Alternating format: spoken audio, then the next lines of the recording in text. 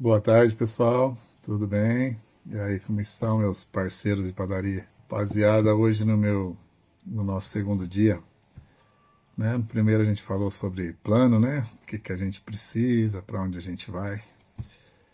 E hoje eu não sei nem se eu vou trazer uma ferramenta de engenharia, mas existe uma ferramenta de engenharia. Mas hoje eu quero falar sobre atendimento ao cliente. O atendimento ao cliente, né? Nosso principal motivo, né? Principal questão dentro da padaria. É ele que manda tudo, né? Na engenharia de produção até temos, né, o CRM, é um nomezinho para cuidar dessa parte de clientes, mas é a parte mais importante, né? Pessoal, eu sou só me apresentando aqui para vocês que não me conhecem, se chegaram aqui por esse vídeo pela primeira vez. Esse vídeo é um vídeo de uma série de 7 vídeos sobre ferramentas da engenharia de produção para padaria. Eu sou engenheiro de produção, sou formado pela FEI de São Bernardo do Campo, fiz um MBA aqui na Faculdade Federal de Itajubá, sul de Minas. Morei em São Paulo, morei em 17 estados do Brasil fazendo outros trabalhos. E há 8 anos eu estou aqui na padaria Primor de Pouso Alegre. Já estou chegando nos 50, então tem 40 anos de experiência para trás para falar. Então hoje eu falo de padaria, mas eu também tenho uma bagagem sobre outras coisas que eu trabalhei, né? Apesar que meu primeiro emprego foi na padaria, com 11 anos de idade. Depois saí, vivi muitas histórias e voltei. Falar sobre o cliente, moçada, como tem coisa. Eu trabalhei na padaria com 11 anos de idade. O meu sócio, que hoje é, né, hoje o meu sócio, né, tio da minha esposa, foi meu primeiro patrão. E desde lá dos 11 anos eu lido com as pessoas. Cada um tem um detalhe, gente do céu. Quem está ali no dia a dia sabe disso. Eles trazem tudo pra gente. Eles trazem todas as respostas. Se a gente parar para escutar um pouco, tudo bem, tudo bem. Vou tentar ser rápido nesse vídeo, mas nossa senhora, dava um livro. Com 11 anos, quando eu trabalhava lá, eu tinha uma amiga, tadinha, falecidadinha. Eu chegava às 5, porque eu trabalhava na parte da tarde, eu estudava de manhã, entrava nas 5, eu ficava até fechar, que eu era no chapeiro. Ela me esperava chegar e sentava lá no cantinho, ela pedia uma cervejinha dela lá, e eu ficava me vendo trabalhar, conversando, fazia as coisinhas para ela. A gente põe a mussarelinha na chapa, secava, ficava sequinha, servia. E as pessoas vão contando as coisas. Aí a Dinha, depois que eu cresci, um dia encontrei com ela e falou: rapaz, até hoje eu não acredito ver você daquele tamanho chegando, fazendo isso, fazendo aquilo, servindo a gente, escutando, tão pequenininho escutando. Não alcançava nem o balcão. Mas desde cedo ali eu já aprendi que vem um retorno do que você está fazendo ali, né? As pessoas vão te falando se tá legal, se não tá. Aí, como eu falei para vocês, eu saí depois com 14 anos, fui trabalhar no Banco do Brasil. Do banco eu entrei numa empreiteira, fui trabalhar instalando cabo de fibra ótica em 95. E eu tenho uma experiência muito de que é atender bem o cliente. A obra é uma coisa engraçada, ela chega na cidade e muitas vezes muda tudo, né? E a gente chegou numa cidade no interior de Santa Catarina fazer um trabalho e ficamos no hotel. A gente sabe do que? Hotel, combustível para os carros e comida, né? Para trabalhar, porque a empreiteira paga 30, 40 dias. E nessa cidade, quem servia almoço para nós, janta, desculpa, para nós à noite, porque almoço a gente levava lanchinho para ficar durante o dia, a moça servia na mesa da casa dela. Oportunidade, chegou uma empresa numa cidadezinha, a cidadezinha era 40 quilômetros de terra de cada lado, chama São Bonifácio, Santa Catarina. As cidades maiores próximas ali era Tubarão, que era onde era a sede da empreiteira que a gente trabalhava, e eles se virou, fez comidinha para nós, né? Chegava à noite, servia. No dia que eu fui embora, eu lembro que eu passei as contas dela, Dona Marlise, ela tinha o mesmo nome do meu chefe. Meu chefe tinha uma irmã chamada Marlise e falou: minha irmã tá cuidando da gente. Aí depois mandamos a conta do posto de gasolina e do hotel.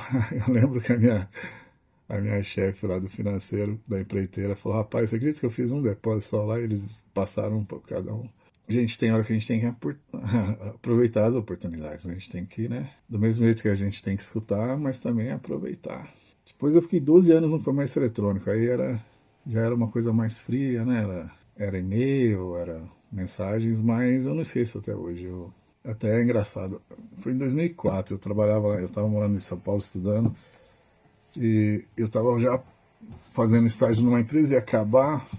Meu irmão também, por coincidência, estava fazendo estágio lá em São José dos Campos. Estágio não, ele estava fazendo mestrado. E ele tinha o pessoal lá da República deles que eles trabalhavam com. Os meninos estavam começando a vender pelo Mercado Livre. Tinha um amigo dele que era no Paraguai, buscava computador, montava, vendia. Ele, rapaz, você está aí em São Paulo, eu estou aqui. Se eu fizesse isso aí, você não ia correr aí, fazer uma correria no centro aí da Santa Efigênia. Acha alguma coisa, vamos vender. E numa dessas deu muito certo, moçada. Eu fiquei 12 anos, isso é uma outra história, mas quando mudou para mim a ficha, na época eu ganhava lá 1.500, 2.000 nos meus estágios, rapidinho, quando eu estava ganhando quase 3.000, foi maravilha, garanti minha formatura.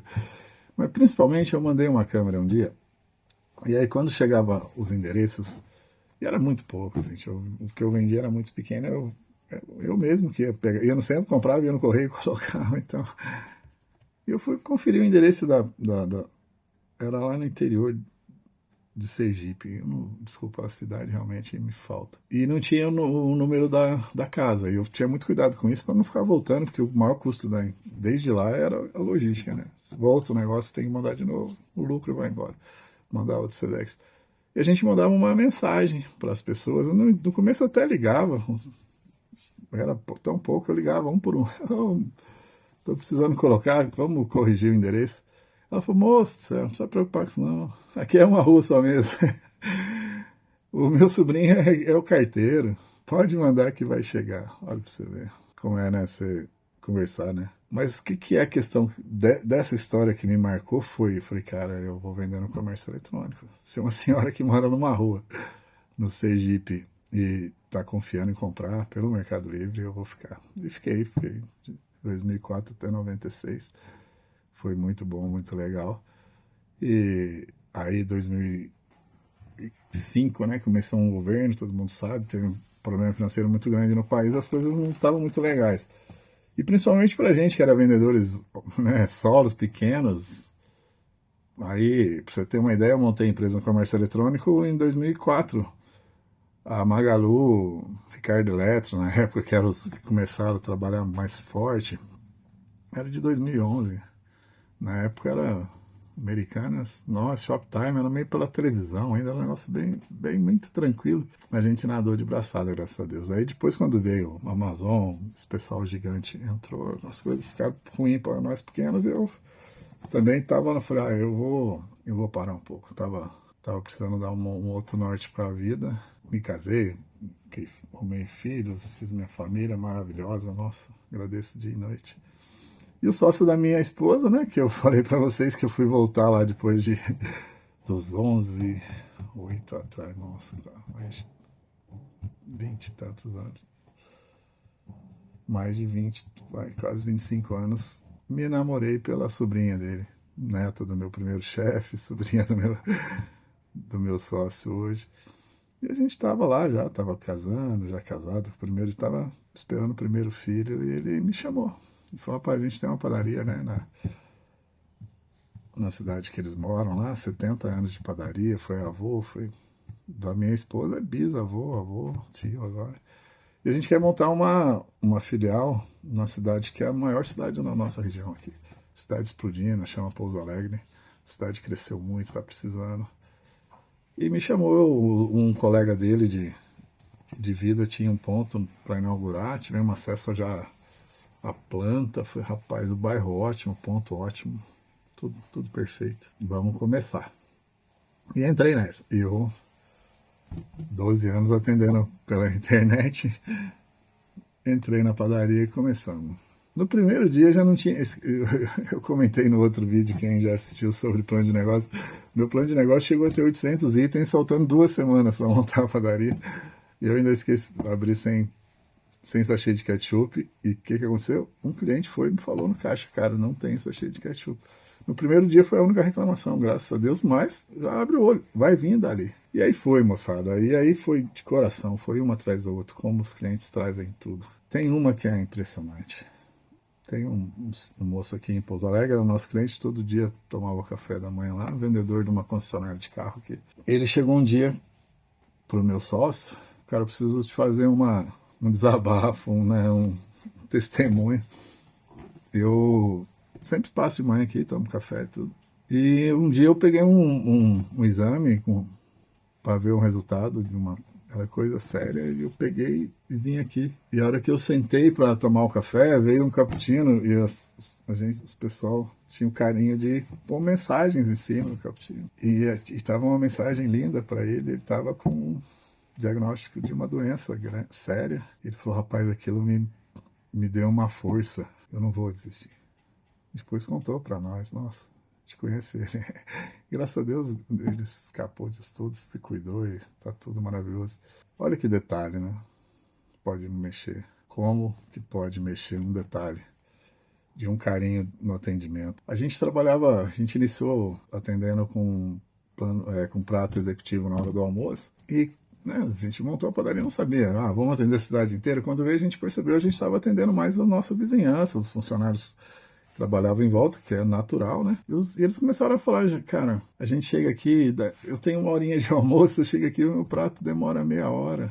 E é uma coisa natural. Você imagina, 30 pessoas chegam, pedem um prato, cada um gaste 1 minuto, é 30 minutos. O 30º, coitado, vai esperar 30 minutos. Não, vamos fazer um self-service para atender. Nossa, foi uma benção. Cheguei com o self-service, todo mundo, que benção, eu como em 10 minutos. Já passou um tempo, fui fazer as contas. Para nós, não valia a pena. Estavam perdendo dinheiro, mas fui atender meus clientes. Eu falei: para voltar, o que era o gargalo na época? Tempo, né? Vamos melhorar o tempo, vamos ver o que a gente faz.